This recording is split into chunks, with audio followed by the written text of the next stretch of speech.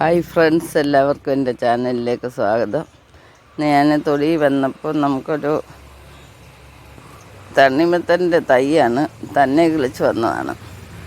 അത് നല്ല വൃത്തിയായിട്ട് പടർന്നിങ്ങനെ ഒരുപാട് വള്ളി വീശി പോയിട്ടുണ്ട്.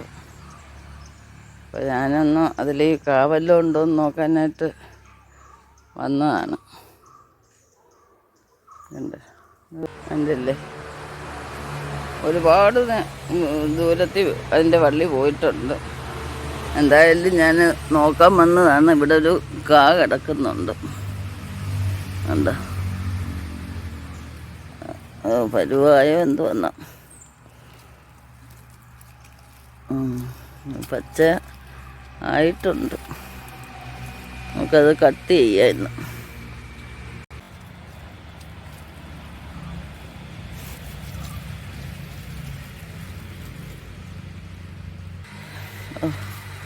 നല്ല വലിപ്പത്തിലുള്ള ഒരെണ്ണമാണ്.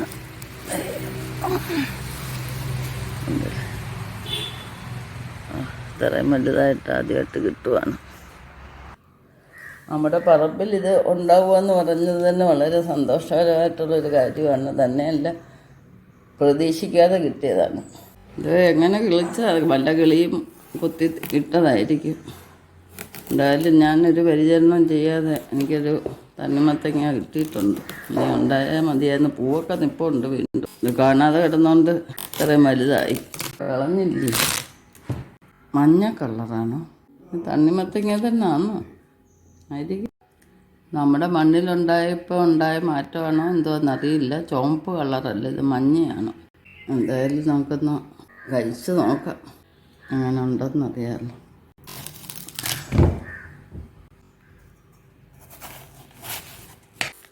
അതാണ് നമ്മൾ ചുവന്ന തണ്ണിമത്തനല്ലേ കണ്ടിട്ടുള്ളത്. ഞാൻ ആദ്യമായിട്ട് കാണുകയാണ്. നിറം വരാൻ മറന്നുപോയതാണോ എന്തോന്നറിയില്ല. അതോ ഇനി ഈ സൈസ് ഉണ്ടോ? ഞാൻ എൻ്റെ അരി വീണ്ടും കുഴിച്ചിടാം. ഉണ്ടാവും. എൻ്റെ അരി കണ്ടില്ലേ, നല്ല കറുപ്പ് കളറിൽ അരി. നമുക്ക് മാന്തി എടുത്തിട്ട് പാകാൻ നോക്കാം.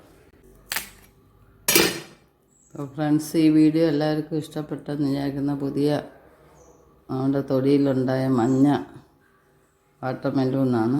നിങ്ങൾക്ക് വേണ്ടി ഞാനിതൊന്ന് കഴിച്ച് നോക്കട്ടെ. സൂപ്പർ മധുര.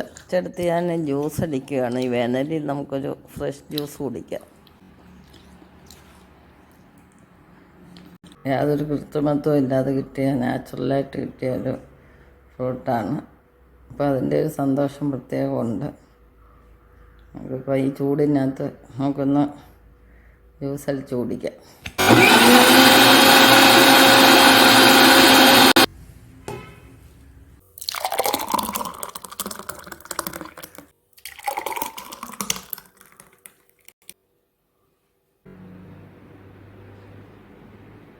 നെക്സ്റ്റ് ഒരു വെറൈറ്റി ആയിട്ട് അടുത്ത വീഡിയോയിൽ കാണാം.